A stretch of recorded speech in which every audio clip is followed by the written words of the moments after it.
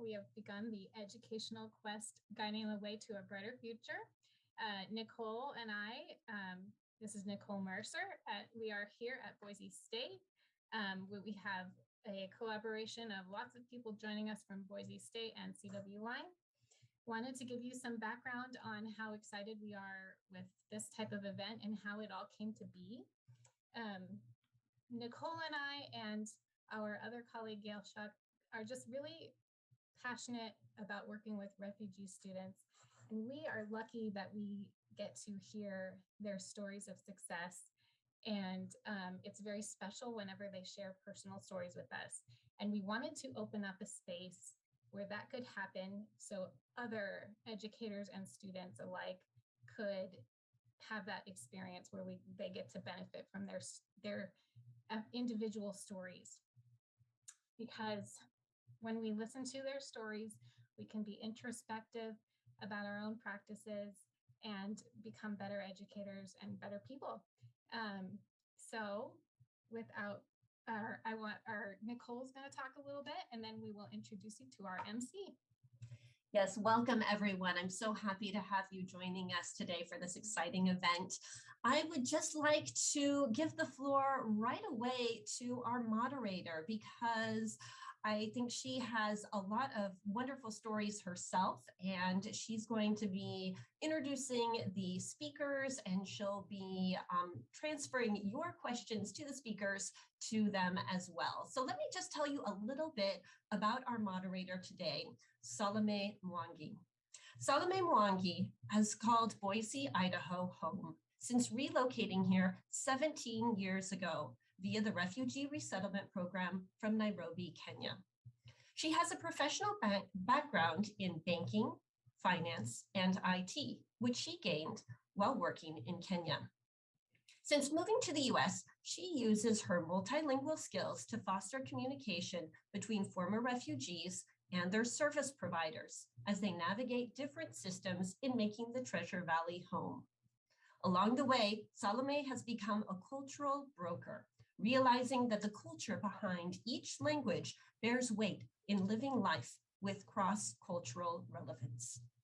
She currently manages the Refugee Speakers Bureau at the Idaho Office for Refugees, where she works with speakers from different countries and cultures, supporting them as they shape their stories and share them within this community and beyond.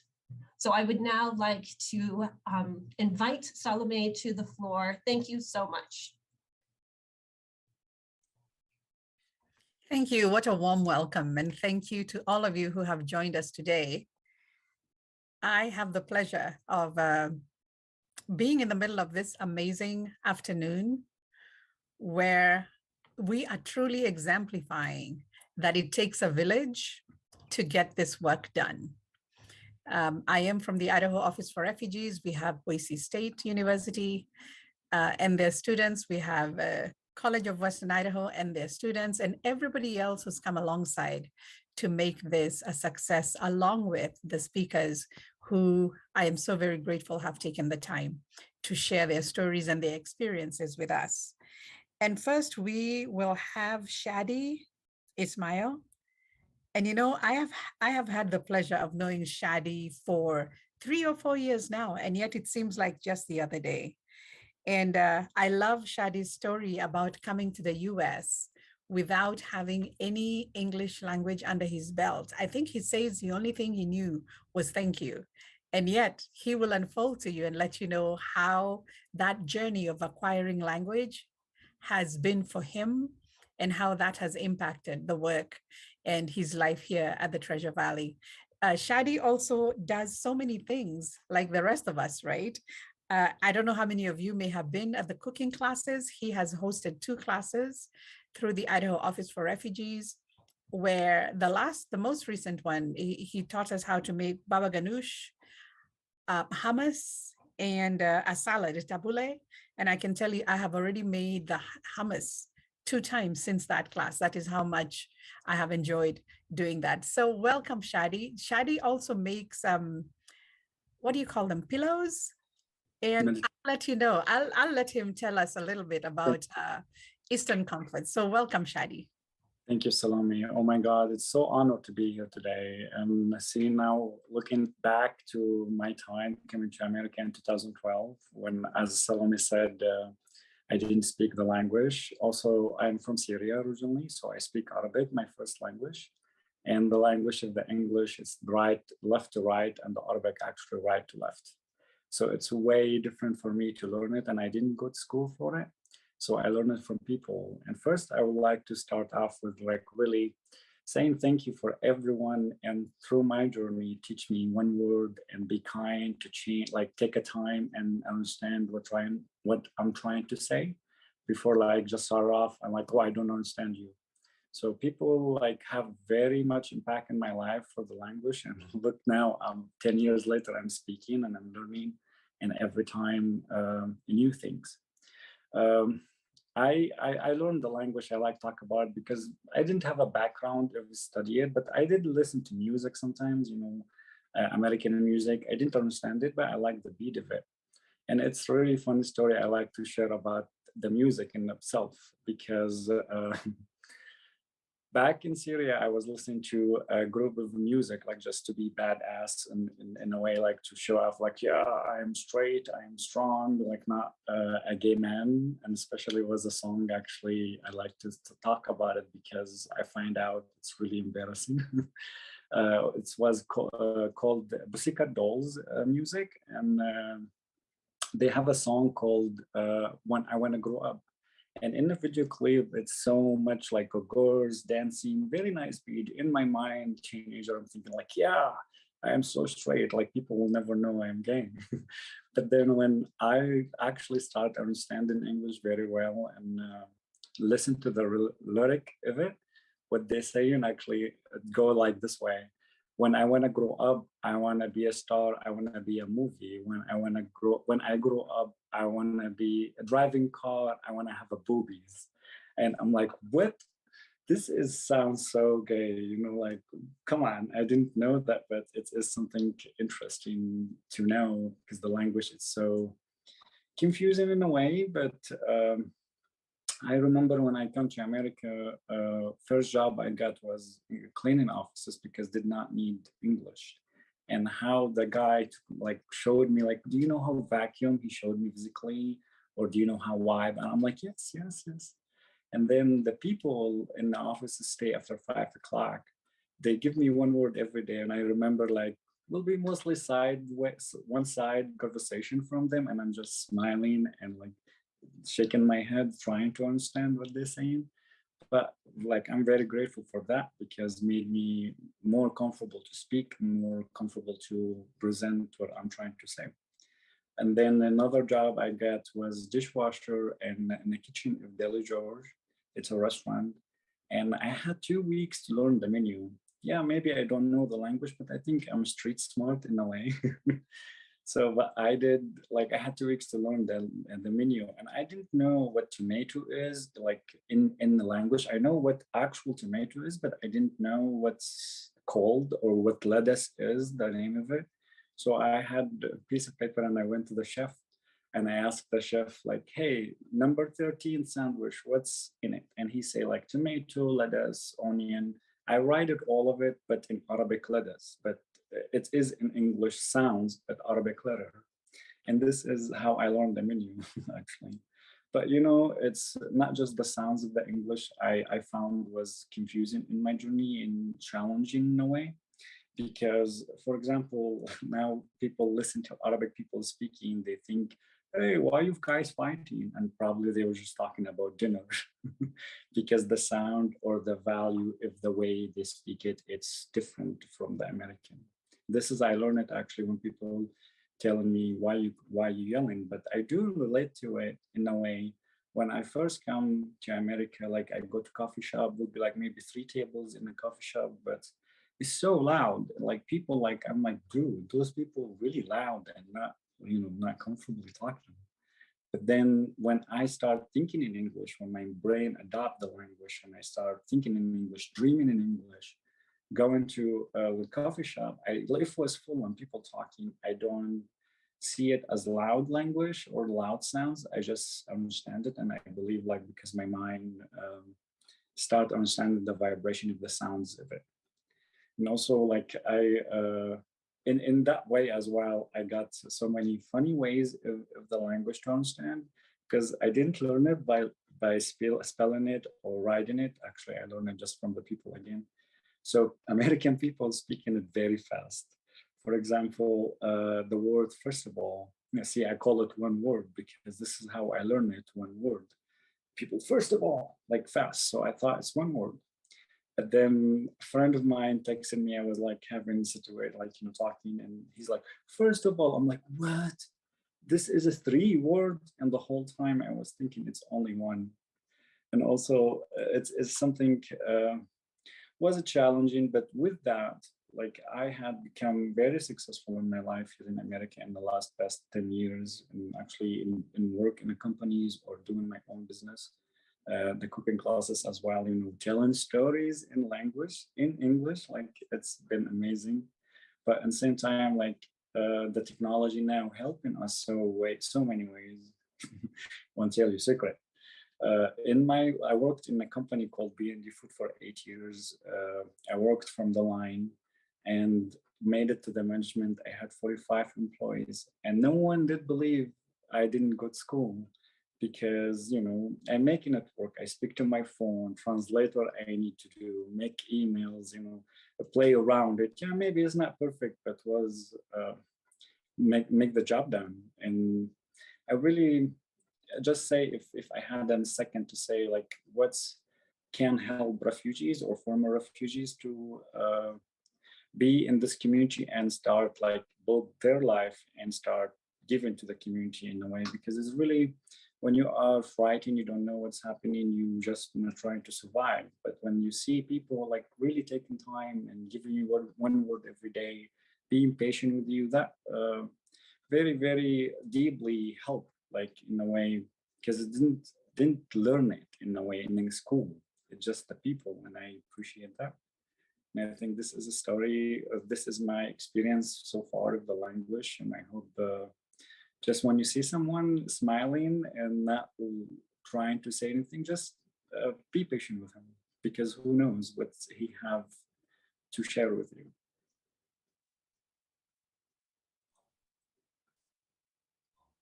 Thank you, Shady. Now, I remember your story about looking for the English class when you did not speak English. Do you mind sharing that with us? Absolutely, I would love this. And actually, it was my first experience of American people, not like the agency or people who want to help you or already sign up to help you. Like it was just me with the American culture. And I remember I was living in Curtis Street, Boise, and I had to go to the English Language Center, which is in downtown Boise behind the post office on that time in 13th Street.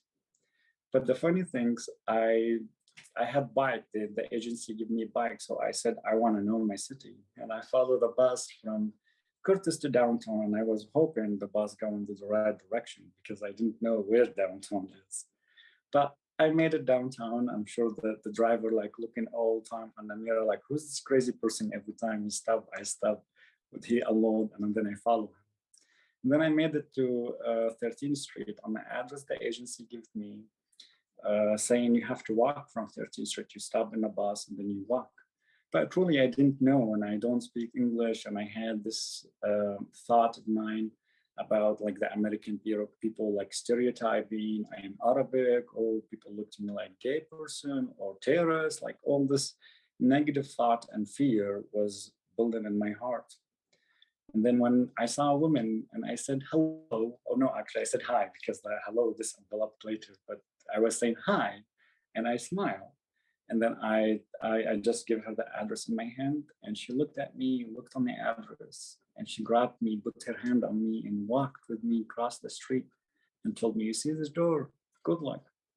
And from that moment, I felt like I can build a life here. I can have life. And 10 years later, I am here. I have a beautiful life, and I'm so grateful for it.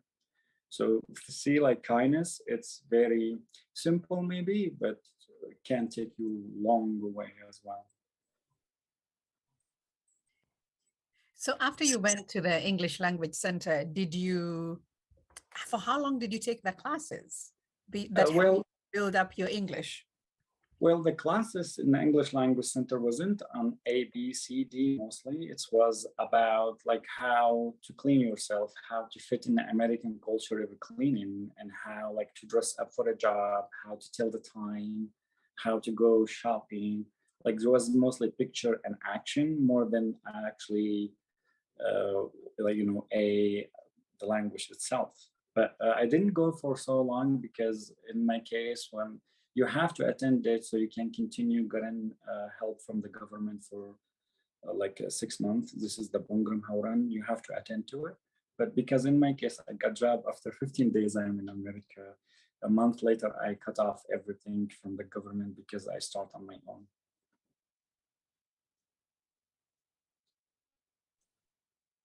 Thank you, Shady.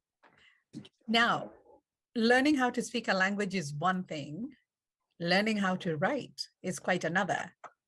How did you get to the point where now you're writing recipes and you're able to not only give the ingredients, but also give the steps? How did you get to being able to write in English? I think this enveloped when I stopped thinking in Arabic in a way. Like I start not thinking before, like when I think it in Arabic and try to translate it, I lose my point in it. But then I start just think it as American or as person from, like, you know, born here, but thinking about it. And this way like made me, you know, and I do help some technology because if the word I don't know how to spell it, I just speak it to my phone and I see it, or it's really just the steps. And I ask people, like, for example, do you remember I texted you yesterday and I'm texting you dear all the time, my dear, my dear. And you're like, it's very lovely how you call me dear. It's like spelled this way. And all the whole time I was speaking my phone, my dear. And in my mind, this is how was the spelling of it. So very true. And you know, even when you called me my dear, D-E-E-R, I was like, I'm dear to him. You know, a deer is, you know, it's a charming animal. And so, yes, that is definitely how we learn, Shadi. And I am so thrilled at the steps that you have taken and that you have not allowed, it's because sometimes the other language gets in the way, the other language that you speak gets in the way of learning. It does. And I'm just wondering, so how do you help others who have come after you from Syria or from other countries who are struggling with learning English? I think it just don't be afraid to say the wrong things. Like I feel this is the most common thing. People like maybe they understand listening, but they don't afraid to form it as a word and speak because they don't want to say the wrong thing or they don't want to be laughed at. Because you like I personally said so many wrong things, but I've never felt people was laughing at me. Actually, it's funny. It's really funny what sometimes come up, you know. But people always was laughing with me and I can feel it. It's not like, oh, I look down on, actually was like, oh, it's cute how you say it, but this is the correct way. And that helped a lot. But the people just try, like, please try, don't be shy, just say what you can and you will find it's easy, your mind will pick up and be. One last question. How did you finally make the switch? Because I know when I came here, I spoke 3 languages. And many times if I heard a word, then I would be struggling with it in English, Kiswahili, and Kikuyu. How did you make that shift to where everything was now in English? I will say still in Arabic in a way, like I still think in Arabic most of the time, but when I am like in, like, let's say if I'm by myself, I'm listening to Arabic music, sometimes I'm translated in English as well. Like just make sense of my own language, how it sounds in English as well. And the shift happened actually, I believe, when I dreamed in English, because before I didn't dream in English. I was just translating and I lost the conversation. But one night, like literally maybe 3 years I am here or 4, I'm really not sure because it just happened. And I'm like, oh, this is cool. I was just the only character in my dream speaking English, and the whole characters in my dream was speaking Arabic, but they communicate with me very like naturally, like nothing changed or not, I don't know. And since then, I just speak it, like I'm thinking it in a way, not translate. Maybe some word I need to like stop and look for it, but mostly just flow. Wonderful. And there's a question here where somebody is asking, is there anything you would like your former teachers to know about what helped you? Sorry, my teachers? Or Any of the teachers who taught you English, is there anything that you'd like them to know about something that really helped you to learn English? Being this is the best thing, was being patient and like really just understand it's a lot going on, especially when you read right to left and then you switch the whole side of it from left to right. And just I appreciate every teacher, like every person giving me a word till today. You know, that is something I hadn't thought about, that in Arabic you write right to left, and in English we write left to right, and how confusing that must be. It's been confusing, but now I used to it. You know, when I am like I took this country as my home and I want to live here, so I need to learn the language. And I think that formation or no provation, like I want to be able to understand my people. I want to be part of this community. So I think that helped me be more open to accept like correction. You know, I don't mind. Some people like, oh, we don't like to correct people because they get offended. I'm like, no, please correct me because I want to learn. If you don't correct me, I can't learn. Absolutely. It's part of the learning process. And then there's another question about what kind of recipes do you write? And more importantly, can they try any of them? Absolutely. I do Syrian dishes. Mostly I create vegetarian or meat Syrian dishes. But at the same time, you can text me and I do private classes as well. And, you know, I work with you and Idaho just for the classes. So we don't know what the next one, but I still do give a private, just hit me up. We can talk whatever recipe people like to do, I like to share. Thank you so much, Shady. I so appreciate you, who you are, what you're doing in our community. And thank you for sharing your story with us today. Was wonderful. Always a pleasure to work with all of you to share bridges. This is the whole point of our meeting all the time and doing what we do, just to show we are a human and we just want to love and share happiness. And this is the holiday season. It's amazing to be part of it. So thank you for all of you. Thank you, Shady. And you know, that is the point of what we do. Oh, hold on. There's another question here. How do you handle the times when somebody misjudged you or treated you differently? Oh, well, this has happened with me in a way. I will say like most of the people I had in my journey, they were very kind, very, very kind actually. But I had some people wasn't under influence of alcohol. Like I was in a bar when somebody like, oh, I hope you don't have bomb on you. But I think, you know, people wasn't meaning it like as a meaning, but just as a joke. And I think I just treat it as like, I don't focus on it because I like to say this, every house have a bathroom. And, you know, sometimes to run to it. You don't judge the house because you run to the bathroom. And some people not awake yet and they don't know what's how much wonderful to share culture and knowing other side of the world. And this is why I don't judge really. Maybe I will be hurting, but I let it go most of the time. So yeah. Thank you, Shady. So appreciate your graciousness, your kindness, and that you're a part of our circles. Our lives are better because of it. Yeah, I'm so proud of it. Thank you. Wonderful. And then next we have Mubarak. And I have known Mubarak for several years now, since 2014, when I was working as a case manager at the Agency for New Americans. Mubarak, are you here?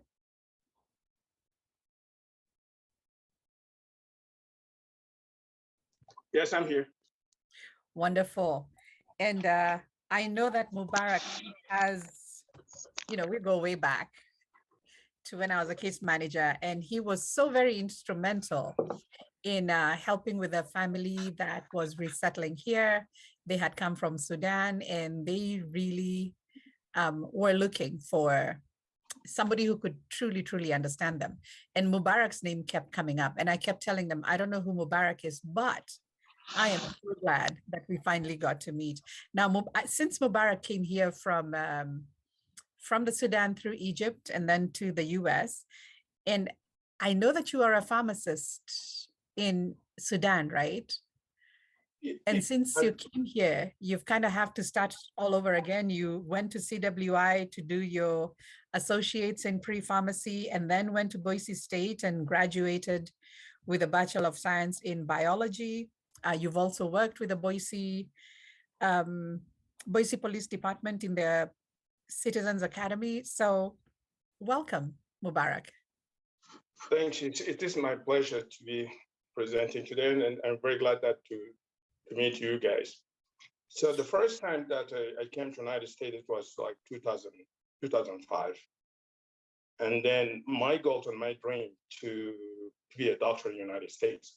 So, and then after that, like a couple of days, they asked me that if I can work, I can maybe like lift how many pounds I'm going to lift. I told them that I can lift maybe until like 25 pounds. And after that, we just started working, and I get my job. The first job, I was like a stocking at Winco. I worked like almost like 24 days. And then after that, I got another job with Micron as a computer operator, and I worked for a couple of months, and then I get laid off. And after that, I went back to Boise Reading Supply, doing to be certified as a cablegraph certifications. And then I worked for a couple of years, and maybe like 4 or 5 years, and then I get laid off again. And that time, my wife was pregnant with my first daughter, which the last one right now. And then I'm starting to what am I supposed to do after that? And then I get laid off. And then I make my mind that Mubarak, you need to go back to school. And then I talked to the agents of New American. I talked to Tara. She's helping me a lot. And all the refugees, the Office of Refugees, that have been helping me to get to the right directions. And I went back to school. And then I had the first test at Boise State to take like a test for math and English. And then I passed all those, and I got a good grade. And I was feeling that I have to go back to pharmacy schools. I went to CWI, and I graduated with a associate degree of pre-pharmacy. And then I applied for my pharmacy school for PharmD at ISU. That was 2013. And then I get selected the first time for after we applied maybe like more than 1,000 people. And then they filtered us 140. And after that, I went to the interview and didn't get to the interview. I said, my gosh, what am I supposed to do right now? And that time also, my wife was sick. She has kidney failure. I said, what am I supposed to do right now? I have to do something different so I can help my family, because I have 3 kids. And my wife, most of the time she go like dialysis 3 times a week. And I have to drive her most of the time to the hospital. I'm working full-time and full-time school. It was too hard, but it's still, when you have a goal, you have to reach your goal. What matters what is happening is still you have to reach your goal. And then I used to work at one of those nursing homes as technicians, mid-tech technicians. I work from 10 to 6 o'clock in the morning. And then after that, I go to CWI, because most of the time that I have like my lab lecture starting from 7 o'clock, which is most of the time. And then after attending the lecture, between the classes, sometimes I have a gap between the classes. I go back to my car because I have an SUV, which is very nice. SUV is not nice, but it still is good for me. For me, like as a refugee, for me is very nice one. So most of the time I used to sleep in my car for the gap. If I have like 2 hours, 4 hours, I have to go back to the car and sleep, and then just make my time. After I wake up, I know that I'm gonna go back to the classes. I have to go and take some, like, brush my teeth and wash my face and go back and get back to the classes and finish my classes. Sometimes I have like a homework. I have to do it until maybe like 5 o'clock at the school at CWI. And then after that, there's, okay, what am I supposed to do? I drive back home, and I have only like 4 hours or 5 hours totals to sleep and to get back to work, because I have to start work at 10 o'clock and I have to leave 9:30. And then I go back home and get some sleep and go back to work and come back. I have been doing that for almost 3 years. And after that, I decided that, oh, what am I supposed to do right now? I says, okay, right now, my goal, when I came to America, I have to be a doctor in America. What am I supposed to do? And then I went back to Boise State. I started 2014 so I can get my bachelor's degree. And then after that, I can get maybe my master's degree or my PhD at Boise State. And after graduations, I applied for my PhD at Boise State maybe twice, but I didn't get into it. It wasn't being accepted. So I saw, my gosh, what am I supposed to do right now? And then I went back and applied for another master's degree. And even when I'm doing that one, because I have a goal to reach. Every time when you have a goal, you have something that's going to come across. And this is sometimes when you're looking for something forwards, sometimes God is going to test you if you're ready to do that. You're going to have like a lot of problem going between your time, and then you have to face this one and face this one, but you have to be very strong. And my goal is that I have to be a doctor in the United States. And then after graduations, and then I apply again for another university to do my master's degree, which is like Cincinnati University, to do my master's degree in healthcare science. And then I also, because there's some other issues going on, and then I just also postponed it. And then I went back, I said, okay, what am I supposed to do right now? I have to give back to my community. I have to do something different. And I went back to Boise Citizen Police Academy, and I graduated from there. And after that, I have been volunteering with the Boise Police from 2015 until 2020. And that time, my wife, she was also still getting treatments for the kidney failure. But in 2020, almost that she got kidney transplant at Salt Lake City University. And after that, everything is just clear out. And right now she's doing great. But my goal also, I'm not going to stop here. My goal is to do as much as I can.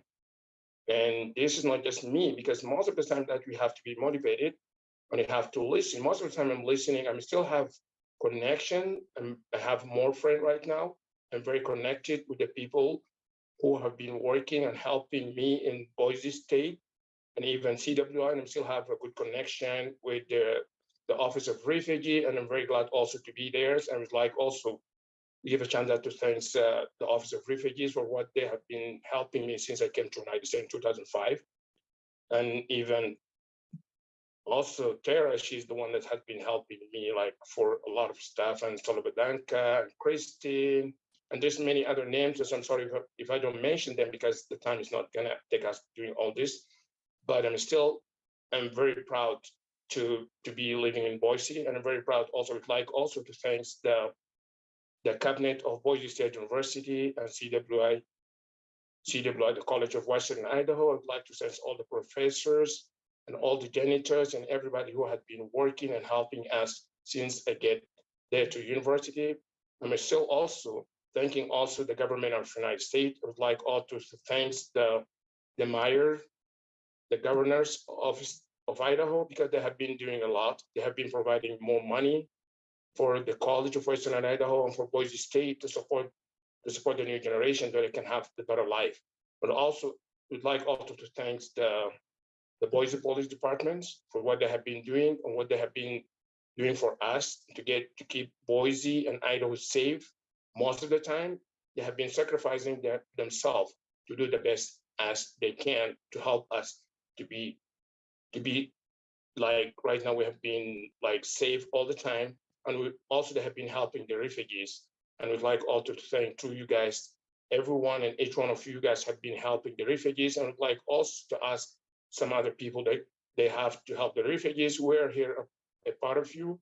And then we're gonna have to go and support you guys, and you have to support us so we can be building a good nations. And we build also the good future for our next generations. Maybe we are suffering right now, but we're better than other people's. But when you have a goal in life, you have to do whatever you can, and you have to also to be very friendly to people, respect, and you have to be very models to other people, and you have to be an example for other people in order that to go through everything. For our younger brothers and sisters who'd like to go to university or maybe the college, is a good time right now to go to the college or university. Maybe after 5 or 10 years from now, it's going to be too hard for them to find a job if they don't have a degree. So the degree right now is going to help them a lot in the future, because right now we're going to the new technology. We're doing a lot of technology right now from now. Everybody's supposed to go to school if they want to, but we are going to support other kids to go to school. And I'd like to also to wish all of you guys to be accepted maybe this year for the students who's going to Boise State or CWI. And even one of them, also my son, he's going to start maybe this year. He's right now in the senior and in high school, but he's taking some credit classes for the university. And he already applied for the Boise State University, and he's wanting to be a surgeon. So I wish you good luck, and it is my pleasure to be here today. And thank you guys for having me, and thank you so much for your time. Mubarak, your story. I mean, I thought I was a hustler. You are putting me to shame, and others who thought because your story, and this is what people are saying, your commitment to learning is admirable. And your story, you are a picture of persistence. You have incredible grit. Now, I know that when you came here, you were already a pharmacist, right? When I came here, because I was working as a pharmacist, because I did 4 years for pharmacy in my country. Mm-hmm. When I came to the United States, they told me that I have to go back to school to get some other credit. And then I went to that's why I went back to CWI to get the associate degree of pre-pharmacy and to apply for the pharmacy for PharmD at ISU. So, but still, like life, you need something, but life is going to go maybe a different direction. But still, you have to go and see what's going to be the best for your future. I'm just trying to do my best I can. If I don't make it right now, maybe my kids will make it, or maybe the other next generations for our community, we can help them out and to advise them so they can have to be very educated, and they have to put more effort to get more educated in the futures. Wow. Now, when you compare education in, I'm assuming you went to school in the Sudan. When you compare the training that you got in the Sudan to the US, what are the big differences that you see or that you have experienced? Yeah, the big difference when I was in university, because I had a scholarship to go for pharmacy school from Sudan to Egypt, and it has a full scholarship. They pay for my tuition, for my everything, for the food, for everything, transportation, everything. I had the full scholarship because I was one of the 3 students was very clever. They had a high score, so I had to go to Egypt to finish my university there. When I can be that time also, I didn't work during studying. I didn't work. I used to study like maybe 10, 15 hours a day, just staying. One time I can stay from 6 to 6 in the morning, just studying. When I came to the United States, I have family I have to take care of, and then I have to work full time because I have a house, I have kids. This, I think, is lots of different, but I think also it's helping me a lot to be more independent and to focus that life is not very easy. And even when I came here, life is not very easy. But that is what I'm teaching right now, like my kids and maybe the other kids, maybe from maybe other for the next generation. They have to focus what they need to do. If you want to do something, United States is the good place. I don't want to see that like people when they get as a refugee or maybe not refugee, also as the resident of the United States, they have to be focusing on the school. I would like also to advise other kids. They say, no, we don't want, this is not the time to go to school. But I'm trying to advise them, this is the time to go to school when you're younger, your family is taking care of you, you don't have to work, you don't have to do nothing. Your job is just studying and going to school, and that's it. You're going to be more successful. Even me, I work like 12 hours, which is almost like a job, working a full-time job and going to school. I'm succeeding. I was succeeding. What about other people that they don't work? They're just staying home, just like eating and whatever they can do, and they don't get a good grade. We're trying to advise them, hey guys, this is your time. When you are still young, don't get until 40 or 45 and then you go back to school. No, it's going to be too hard. You're going to have a family, maybe have some time a problem, your wife, maybe your kids, they're going to be sick. They're going to be maybe have some surgery. You're going to stop from school to school. And this is too hard.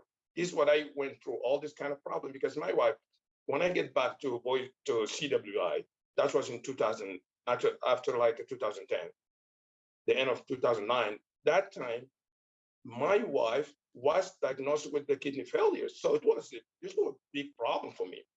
But most of the time I say, Mubarak, you can do it. That's not a big deal. You just sit down, and then I talk to my wife, hey, and that time also I had the new baby with my daughter, which is the youngest one right now. She's 12 years old right now. Also, she was younger. Oh my gosh, I have a baby. My wife, she had diagnosed with a kidney failure, and I want to go back to school. What am I supposed to do? I just go, God, help me. I'm just going to go. And I got more support from the agency of New American and agency and friends and you. So you also helped me a lot. I'm not just want to say, because in our language, don't try to thank people in front of his face. It's just like you're talking bad things, but still, you have been helping me a lot. And even still right now, I'm still getting help from the refugees, from the Idaho refugees, from all the organization. I'm getting help from maybe from my neighbor, from my family, from my friend. I'm very lucky. For myself, I'm very lucky. I'm maybe one time just I say to myself, oh my gosh, Mubarak, you're very lucky because you have everybody surrounding you. Even my professor at Boise State University when I was there, and even some of them, they knew that my wife, she has a kidney failure. Maybe some of them was there at Boise State, they knew my situation. Most of my professors, they knew what I have been through, and everybody, because I was upping guy. Because this is one is like, most of the time I have even the administrations, most of them, they knew that I have this one, and most of the people that they knew what I have been through. So, and they're giving me support. And most of them, my professors have been giving me support from CWI until Boise State University. And I'm very glad that to have them. That means that I'm lucky. And still, I'm going to be lucky for the end of my life. Thank you, Mubarak. It is such an inspiration listening to you talk. Now, I noticed that you started out in pharmacy, you've tried pre-pharmacy, you've done a bachelor's of science in biology, and now you want to get into medicine? Yeah, I'm trying to get my goal is to be a doctor. And then that's why I told you that, because I applied twice to get my PhD in biomolecular science at Boise State, and I applied twice. And even I had some of my professors told me, Mubarak, you just apply, because that one is like a scholarship. Right? I think the scholarship sometimes is going to be like maybe for 3 or 4 people. Maybe those people, maybe they have more stuff than what I did. But I'm still I'm going to look forward to do my PhD in biomolecular science. I'm just trying to apply in different kind of master's degree, and also I have another. Maybe I'm gonna apply for next. Yesterday I have like a seminar with join one of those seminars to do my PharmD at Utah University. I have been searching for kind of a lot of stuff to do, and right now even I have a good job.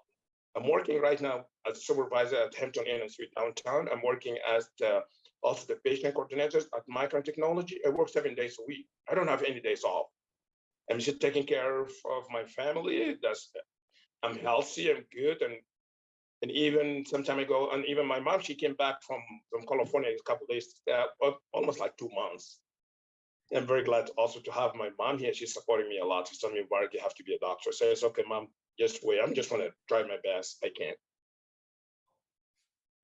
Amazing. I think your gift of gratitude, your attitude of gratitude is one that we can all glean from you, such that regardless of what life brings your way, you can still continue with that gift of gratitude.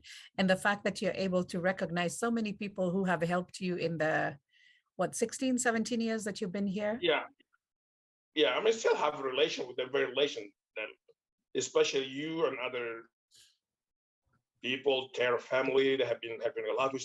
We have a good friend right now from the Idaho refugees. We're very glad, and we're very lucky also to have the previous speaker.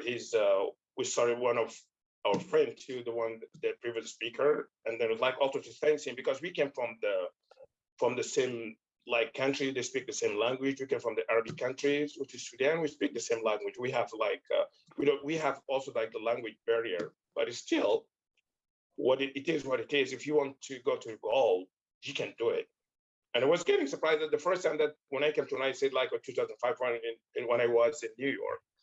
And then after we getting out from the airport, I think we had to stay there 2 nights, 1 night, overnight, I think, to stay in the hotel. And that time I was like, even I know how to speak English, but sometimes like the Americans is different than what we had there back in Africa. So the first time that I asked somebody that I want to drink, and then he grabbed me, do you want to drink? I said, yes. He grabbed me to the bar. And I didn't mean that I want to drink water. He told me, he grabbed me to the bar. And then he said, what's this? And I said, a bar. He said, you want to drink? I said, no, my friend. I want to drink water. He said, no, you don't have to say drink water. You say drink. Drink means that we're going to go to the bar. I say, I'm sorry, I don't drink. He said, you say that. I said, I'm sorry. I don't understand that, like the American language is different. Even you can write the same, but the way they speak, the way they talk, I think it's getting different. And we're still learning right now, but our kids right now, they're Americans. They were born here in America. They're very good, but we're still sometimes we have to struggle sometimes. We're just gonna get along. We're good. We're doing good, better than other people. Absolutely. I had forgotten about your story of getting a drink. And it's true, when you say a drink in America, it means an alcoholic drink. Yeah. The country that we come from, a drink means a soda or water or And I so appreciate you taking the time to share your story with us, Mubarak. And I wish you all the best with your applications. And thank you for sharing your story of not giving up, of hanging in there, regardless of what life brings your way. And how do they say it? Rowing your boat and which way the river is flowing and moving on. Yeah. All right. Well, thank you so much, Mubarak. And I look forward to many more sessions of catching up and just hearing where you're at. Okay. Thank you so much for having me. And thanks to all the audience and the speakers and everybody. And thanks also to those who have been struggling. And thank you for those who have been like working hard to make this event today is very easy and very simple for us to get into it and to explain and share our story. Thank you so much for having me again. You are most welcome, Mubarak. Thank you so much. And then our next speaker is Georgette Bisoka. And I met Georgette when she was, oh my goodness, were you in high school or in elementary school? In middle school. Middle school. It was just right when your family had moved here and you guys were trying to settle in. And when I look at you, you're just a picture of, oh my goodness, hanging in there and not giving up and following your dream. But I will let you go ahead and introduce yourself. I know that you're working at the International Rescue Committee. What are you doing there now? I'm a community outreach coordinator. And thank you. Welcome. And what do you do there? Right now, my job is on COVID education. As you know, that the refugee immigrant community is one of the communities that has been also hit by COVID, and mostly it's because maybe they don't have resources or there's a lot of misinformation and things like that. So my job is to educate on COVID and the vaccine and make it accessible for people as well in the refugee immigrant communities. Amazing. Now, you came here in middle school. Did you speak English when you got here? Was it challenging? Some people assume that maybe people spoke English or maybe they didn't. Yeah, actually, when I came here, I did speak English, but that did not make it any easier. I think also coming here young, I was 15. I was not only I already spoke English, but I was kind of relearning English and then relearning the culture at the same time. And then also learning about myself, trying to fit in and things like that. Like Mubarak said, like I remember one day at school asking where's the toilet and somebody telling me, oh, the bathroom is that way. I'm like, I don't want to take a bath. I want the toilet, So I was still learning English in a way. There's still a lot like English words that we use that are so different, that are so new to us. And then my accent as well. It was very, very thick. I still have an accent now, but you can kind of understand. I don't have to repeat myself like 5 times to be understood. But yes, it was challenging. You know, Georgette, my take on that is that we all have accents. You may have an American accent, and I have a Kenyan accent, and somebody else has a British accent. We all have accents, right? And so, and I think it's an amazing identifier that I have been to other places and I have experience that is outside of what is here. And I always encourage young people, actually all people, if you have an accent, don't let that stop you from pursuing your dreams. And you pursued your dreams, you went to Boise State. Yes, actually, I recently graduated, class of 2021 in May. Congratulations. Thank you. Yeah, it feels good to take a break. Of course, I'm going back next year because education doesn't end. Like, you keep on learning, and there's still a lot to learn, and there's still so much to do. My dreams are still big, so yeah. Absolutely. So what did you study? What was your undergrad in at Boise State University? I was an elementary education major. I wanted to teach. And are you teaching now? No, I'm not teaching now. I did work in schools quite a lot. The reason I went into teaching, of course, was to work with refugee students mostly, just because in schools, especially here, I've never seen like a person with a refugee background as a teacher. And I believe that having students having a role model for them, that would be really impactful and really helpful. So I went in with that intention. As an undergrad, I worked for the Boise School District as an interpreter. I worked as a cultural broker. I worked as a language specialist. I was in the classroom in and out a lot. So I'm still kind of doing that work as well, just not as a teacher. I did go, my last year, I was planning lessons and teaching and doing all these things that teachers do. And I was like, no, I don't think this is like where I want to be, not necessarily in the classroom. I can still interact with refugee students, because those were who I really wanted to influence and really push to pursue education, just because I know that a lot of refugee students, when they come here, especially after high school or after middle school, they drop out for a number of different reasons. And I wanted to be in schools to make sure that I'm reaching them early and can influence them maybe to continue and not give up on their dreams. And I found other ways to do that. So I'm still a teacher in some way. Amazing. Now, you also mentioned that you're going back to school next year. I'm assuming it's for your master's. What are you pursuing your master's in? Actually, I'm going back, but I'm going to law school instead. Yeah, that's the plan for next year. But amazing. That's a complete shift in gears. That is a complete shift in gears, yes. What is inspiring you to pursue law, the study of law? Yeah, I've always been like an activist somehow since childhood. I remember like my earliest memory of like doing something like an activist and pursuing justice, or maybe even like advocating and defending myself, was like at the age of 6 years old. So I was born in Tanzania, and then after my parents fled the war in Congo, where we were, and moved from Tanzania, we went back to Congo, and then from Congo, we fled and moved to Botswana.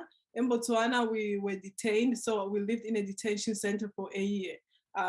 I mean, when you come to a new country, honestly, especially when you're fleeing from the war, you don't have time to look for passports or get the right documentation and things like that. So for going to a different country, Botswana in Southern Africa, without the proper documentation, we were detained. And then while we were there, a few of us, like I had some friends who, some were older than me, some were younger than me. We didn't have school, so we didn't go to school at all. We were just in that detention center. We were sometimes starved. I've seen my sister getting beaten, my mom being beaten. Like, we would like sometimes refuse to eat as a form of protest, just so we can be taken out of that place. So like, that was one where, like, I was 6 years old. I'm like always starving. There's no way. Somehow I was still able to resist the urge to eat, just because I'm like, I'm fighting for a cause or something like that. And then I remember one day they always send like United Nations agents to come to the detention centers, and attorneys as well, to look at conditions and families. And then there's a whole process to get you out of there. And I remember one day my friends and I decided to make some posters, and those posters would like free us, get us out of here. Anyways, when they came, we like all ran out of the fence, because in a detention center you are within a fence. And then when they opened it for people, for those officers to came in, we were able to run out and hold this signs really high. So like that's one of my earliest memories, and it's never stopped. It's like always somewhere. I'm just always like fighting for something, like helping somebody with advocating for someone. I remember even the most recent one, I was like, I was home and a friend, a community member called me asking for help with paying a ticket, a speeding ticket. I was like, why did, but I asked him, what's wrong? He said, oh, can you help me pay a ticket? I said, what's the ticket for? He said, I have no idea. A cop pulled me over and just gave me a ticket. He said something, but I couldn't understand. Then I said, you know, you cannot be given a ticket for something that you didn't understand, and you can say no English and then call me, you know, I'm always here to interpret. He said, oh yeah, but I didn't want any drama. I just wanted to like get out of the situation. I didn't want to see it get really big to something that could have been uncontrollable, and I was rushing to work. I don't want it to affect my citizenship. So there were a lot of these factors, and I was like, this is not right. That's not how it works. I mean, I told him what the ticket was for, helped him pay it, but it's just always at the back of my mind that when refugees come here, they have to like walk on eggshells because they're scared of so many things, you know? And like lawyers also teach the law, like they don't only advocate and represent, they also teach. And again, I am like a teacher at heart. I really love teaching, and somehow I'm like, you know, this is something that I want to pursue. I want to be able to represent especially refugees and immigrants who come here not knowing their rights, and who just have this many needs that nobody knows about. So I'm planning on going to law school and being an immigration lawyer. Amazing, Georgette. I didn't even know that part of the story of being put in a detention in a country where you're seeking refuge. Yeah. Definite, and for a whole year. Oh my goodness. So tell me how some of those experiences that you went through, especially when you were so much younger, affected the way you attended college or went through school. Wow. Yeah, like I was raised by a single mom, and after the detention center, we were sent to a refugee camp. In that refugee camp, we lived for 8 years. Yes, for 8 years before coming here. And there, like people were dying every day of like disease. People were starved. Like we didn't have any food. We were rationed food by the United Nations once a month, but that food was honestly never enough. The United Nations also made sure we went to school. And my mom was a nurse back home. So like her family, like she values education a lot. But when we moved to Botswana, she didn't have the right documents to practice. So she was just there, like there's nothing that she could do. And then when we came to the United States as well, my mom was always like, you know, here you have a chance, like they don't deny you the right to education. So like be serious with school. She's always like, something we've always grown up saying is like, education is the key to life. And like, I don't know, but still like that has always like us, just because we've been like through so much, especially in refugee camps. Like, oh my gosh, like the life that we saw, like there was young girls like who got pregnant, who died of maybe disease, of poverty, of so many things. And I think just being here and having the chance to turn my life around and pursue education, because even if I'm sure it's not like the key to life, but you know, it provides like a lot of opportunities that I would not have if I was still back in Africa. And yeah, I mean, and also my mom is another one of my biggest inspirations. Even though in Africa, in Botswana, when we lived in the refugee camp, she wasn't working. She's always been there to like push us.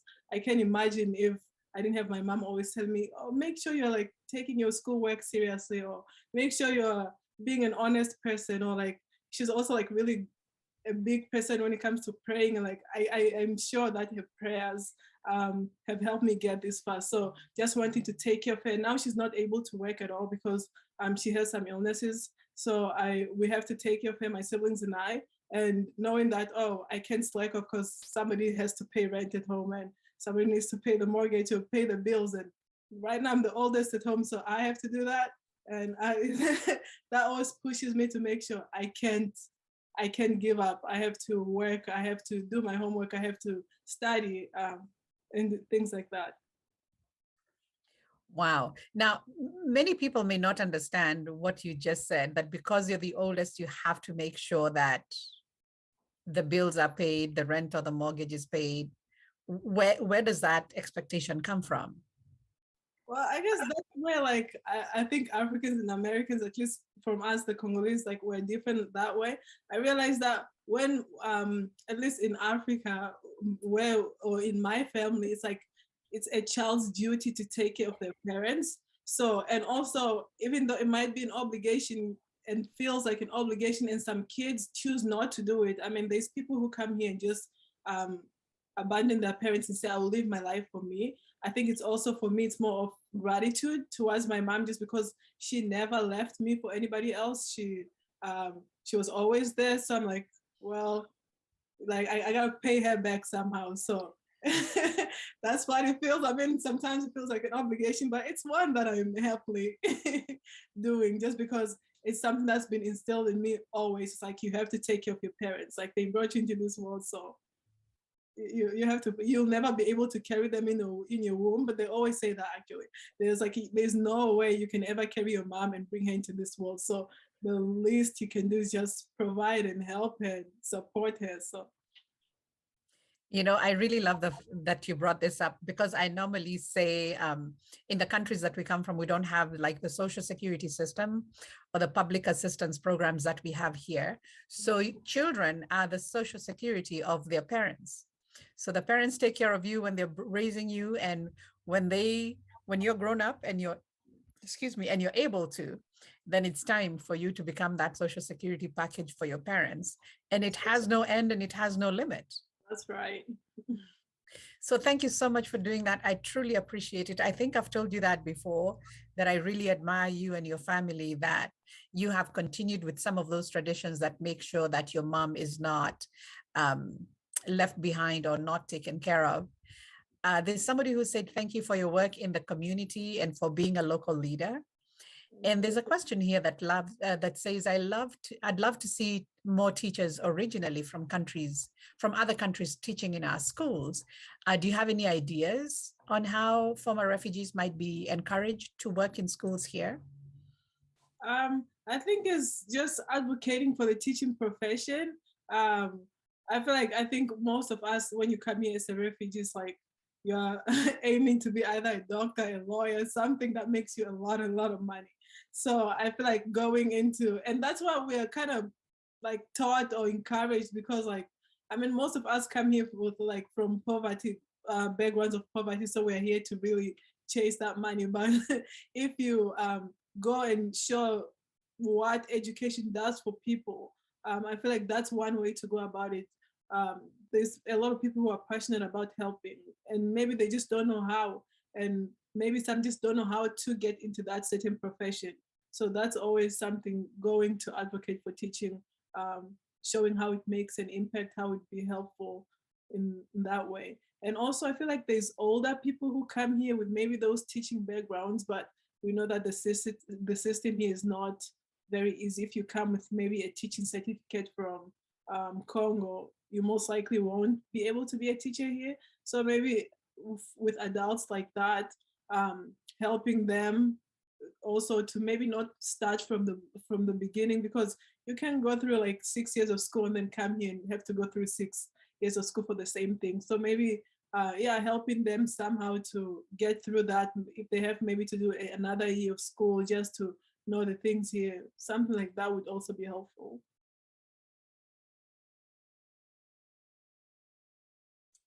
Didn't realize I was on mute. So what you're saying is probably come up like with a recertification program where you can come up with all the certificates or degrees or diplomas that you earned in your country, and then find a way to turn those into a way to get into a teaching position within the local school districts.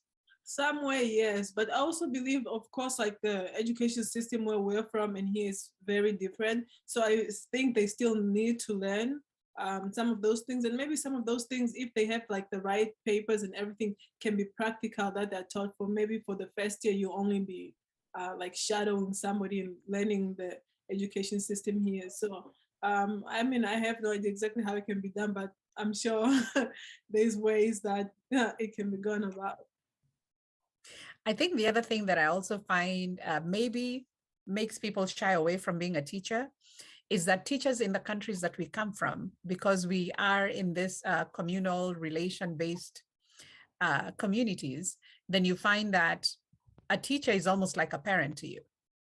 And if you get in touch with a teacher in school, you can be sure that before you get home, your parents know that you are in trouble in school, right? So it's like they're tag teaming. Yeah. And yet that doesn't happen here. It's like what happens in school stays in school unless it's really, really bad, and then it goes home. Do you have any ideas as to how maybe we could massage that relationship a little bit to make it to where it makes sense to former refugees or immigrants who are coming here from communities that are like that? Do you mean like for students or for parents? For the teachers and the parents. Yeah, I think one thing that might be an issue with that is just a lot of parents don't speak English. So having an access to interpreters to make sure that parents and teachers are in communication, I think that helps a lot. And also I used to work with one teacher here in the Boise School District who went to visit students at their homes. And she had a really great relationship with the parents. Like the parents were so involved in school. They wanted to know everything that was going on. They would call her, like they would bring treats, which is very rare for refugee parents to do. But this teacher said she took the time before the beginning of every semester, visited every student in her classroom, introduced them to the parents, and does that a couple of times during the year.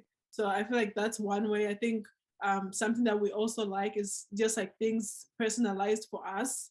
You know, it's like, I don't want to be called to a PTA meeting where everybody is like, if you call me like on maybe with an interpreter alone or come to my house and, you know.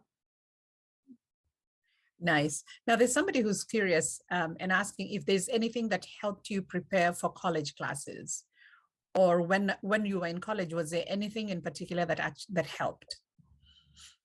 Yes, I would not be where I am today without the support of so many like people. I have had like really great mentors throughout middle school until when I came inside ninth grade, and like since ninth grade to my last year in college, I had a lot of support. And then I in high school I joined a program. It was called AVID. I forgot what it stands for, but then there was also the trio program, Upward Bound. And then in college I also joined Trio Rising Scholars, and they have a trio program for teachers, and then the One Refugee program. And along with that, again, a lot of mentors, whether they were like from my community or professors and groups and clubs, and also just the company and friends that I keep. So those were, yes, all helped me. I whether prepare for college or get through college or make sure my school is paid for. Yes. Wow. Again, so it took a village. Yes. It wasn't one person or the other. It was a combination of everybody who ran alongside you. Yes. Who made it happen. Wonderful. Well, thank you so much, Georgette. I am thrilled to have been part of that crowd that ran with you guys, especially when you first got here. And now to see you moving on and graduated from your first undergrad degree, and seeing the direction that your life is going in, and obviously knowing that you're setting an example for others within our community to follow. So thank you so much. Thank you, Salome. All right. And so I am actually going to be the last speaker for the day. And I was a student at Boise State. I graduated in 2013. I was a very non-traditional student. By the time I went back to college, I was in my 30s. I was a single mom to a child who was about 3 years old. And we had just moved here. We had lived here for about 2 years. And I also came here through the refugee resettlement route. And like the others ahead of me have said, yes, you speak the language, but it's not quite the way the language is used here. So, you know, you come and yes, you have a car, for example, and somebody's telling you to open your hood. And I had no clue what it is that they were talking about because I grew up with a hood being called the bonnet. I grew up with British English.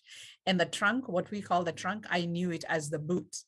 So there's always, for me, there was that slowness in uptaking things because I wasn't quite understanding English as it was being used, just because the words that we use here as Americans are very different from words that are used in other parts of the world. So when I came here, I was married at the time, and unfortunately, my marriage did not last. And I got tired of watching reruns of Law and Order. And I just thought there's got to be more to life than just watching Law and Order when my then 2-year-old had gone to bed. And that is when a couple of people who were on this walk with me asked me, would you like to go to college? And I said, you know, I don't even know where to start. And so one of them really encouraged me, said, you know, I think this is going to change the trajectory of your life. It's going to give you something to do. So really, I went to college because I was looking for something to do. And then the other couple actually held my hand and took me to Boise State. And this was back in the day when everything wasn't done online. And we applied, and I think I was supposed to be connected to TRIO, and my application fees were waived. As you can see, I don't remember a lot of it because the people who volunteered are the ones who helped me. And then they actually walked me around the campus and said, when you hear them talking of your classes are in this building, this is where it is. So they did the orientation for me for college. At the time I was working full-time, I was also working part-time. I've always had a part-time gig, at least one part-time gig, because like Georgette, I've been an interpreter. I'm still a cultural broker, helping people figure life out on either side of the cultural divide, if we can call it that. So I remember, obviously, you're going to school, you're taking math classes, you're taking English classes. For me, it was very exploratory. Initially, when I was going back to school, I was like, oh, I'm going to study psychology. And I remember signing up for all these classes and knowing that this is the next class that I need to take. And then one day, somebody asked me, so somebody told me, you do realize that with psychology, unless you have a master's or even a PhD, you can never really put it to use. And that was a surprise to me. Psychology was very attractive to me, but I hadn't quite thought of what am I going to do with this degree. And then I thought, okay, I'll switch. I'll do social work. You know, BSU has an amazing social work program where I believe you can do your master's, 1 year for your master's program after. But then as I was exploring that again, I just realized with me being a non-traditional student, working during the day, taking my classes at night and during the weekends, it would have been very, very challenging for me to do the semester that they do of practicals, because I would have had to work at night, and who would have had to watch my baby? Anyway, so then I met somebody who said, you know, there's at that time it was called the General Studies program. You know that there is a program that would be an excellent fit for you as a non-traditional student and it will actually help you explore the different disciplines that have come up since, you know, you were younger. And I really appreciated that because it helped me to be able to fit in a school with my college classes with the life that I was living. And I remember those days where I think I used to run on like maybe 4 hours of sleep per night, because by the time I'm done with work and then I have to go to my classes, usually evening classes, and then I have to pick up my daughter from wherever she was and then run home and feed her and put her to bed and then try and get my homework done. And sometimes I was so exhausted, I would actually fall asleep and then wake up at like 3 in the morning and try and knock out my homework and my assignments and whatever it is that I needed to do for school before we went to work. So as you can tell, it was a very, very hectic life. And every time I wanted to give up, I just asked myself, and then what? how am I going to, for me, it was, how am I going to move forward with my life if I don't have a college degree? And in as much as that was my original quest, that was my goal, for me, I realized that a college education actually opened up the world to me, helped me become integrated in this community. I began understanding things that I probably wouldn't have understood otherwise. The one experience that really sticks out to me is taking a math class. And it was one of those core classes, so I had to take it. And so I signed up for it. And it was okay for the most part, we're going along until we got to the subject of probability. And every time the teacher would give examples of, the questions or the question that he was asking, he would always say you're playing blackjack and you deal a queen of hearts. What is the probability? And I had no idea what blackjack is, had never played card games in my life. So I had to sit there and calculate, okay, so there's 4 1s and 4 2s. And I mean, it was a mess. And so I tried to do that. And after a while, I just told him, honestly, sir, I have no clue what it is that you're talking about. I understand the whole concept of probability, but the examples that you're giving us to try and solve this just land flat with me, because this is, and then he looks at me, and then that's when he said, oh my goodness, I had no idea that I have students in my class who were not raised in this culture. And obviously this is very different. And I give kudos to him, because he went back and he changed a lot of the questions and the scenarios that he was talking about, and actually allowed me to retake some of the work that I had already done and had not been successful at because of that. The other class that also stuck out to me was a sociology class. And in this class, the professor, kind of like how when you start out and the professor wanted us to introduce ourselves. And instead of just saying, you go or write a story about where you come from, he asked us to write our own obituary. And, that made me stop dead on my tracks, literally. And I thought, is he kidding me? He actually wants me to write my own obituary. And my culture came in the way, because in the culture that I come from, we don't talk about death. We don't treat death easily. And it's almost as if when you start talking about death, then you're inviting that spirit of death. Did I want to do that? And I remember pausing for a day or two and thinking, I think I'm going to drop this class. I'm within that time frame where I can drop it and pick up another one. But I stopped and considered, well, what if what I believe is not necessarily true? What if I actually do write my own obituary and nothing happens to me? And there was only one way to find out. Then the next dilemma was the Kenyan obituary is like a catalog of relation, Kenyan obituary. And then I thought, well, now that I've opened this door, might as well go ahead and write an American obituary. And the American obituary is like a nice story. It's about adventure and where somebody was born and where they went to and the things that they did. They were an avid hunter and a fisherman and, all those things. And so I had to create scenarios of things that I was passionate about in order to make it like an American obituary. And it wasn't until I sent it in to the professor that he looked and he said, I didn't realize that I had somebody who grew up in a completely different culture in this class.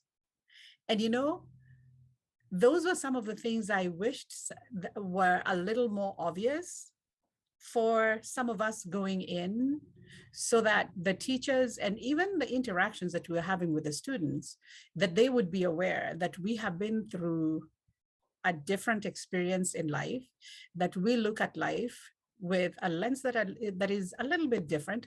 Even though we're all here together and we're all trying to achieve the same thing, we have been through a very different experience growing up and engaging with life.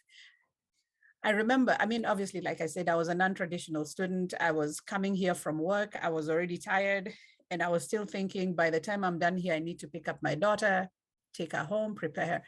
So sometimes you'd have teachers who would say, well, and you guys need to meet in groups. And this is back in the day when people physically met, unlike today when it's a little easier really meeting on Zoom.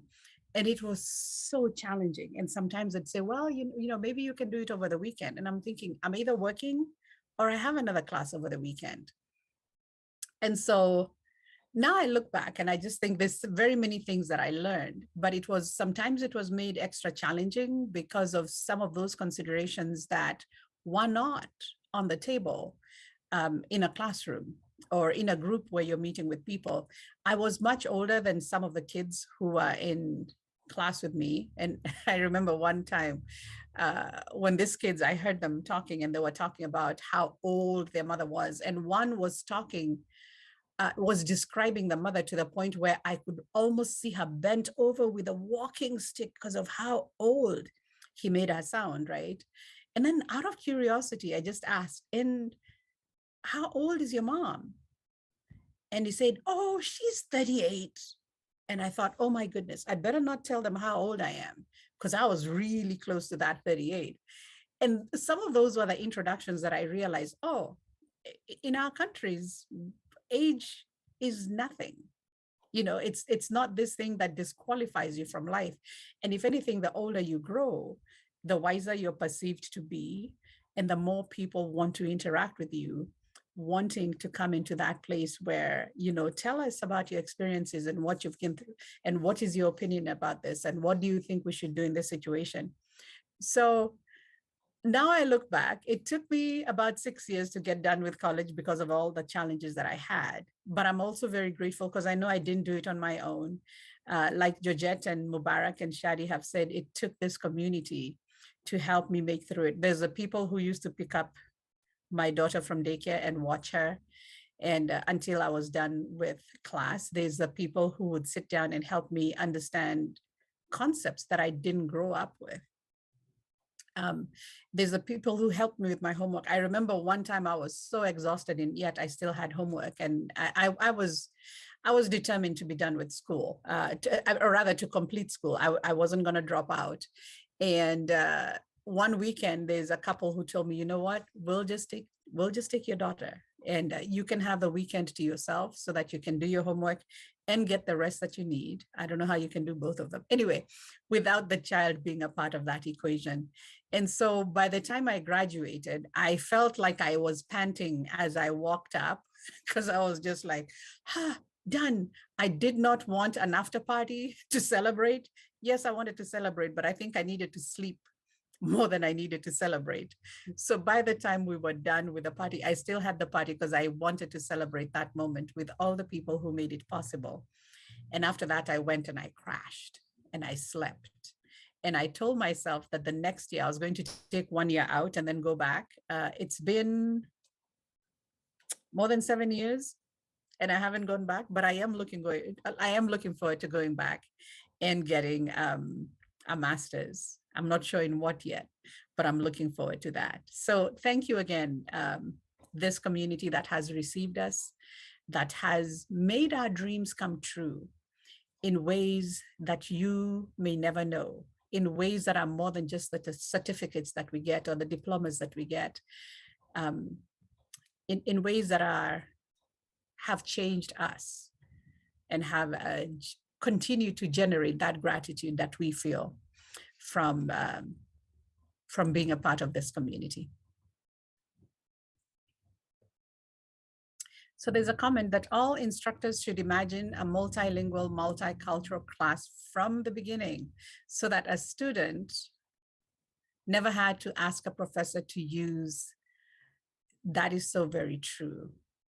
So very true. And the thing is, when you come into a community, you're still battling those things with, and not realizing that they're cultural things that you're struggling with and wrestling with. And it isn't until the end of it that you realize, oh, this is the giant that I was wrestling with. It's this thing called culture. Yes, my perspectives on age, I think that I am really wise now, but if Americans might differ on that, they might think, no, you're closer to retirement. All right. Are there any other questions? I know we are 4 minutes away from where we said we would conclude, and I do not want to hog any more of your time, especially on a Friday afternoon.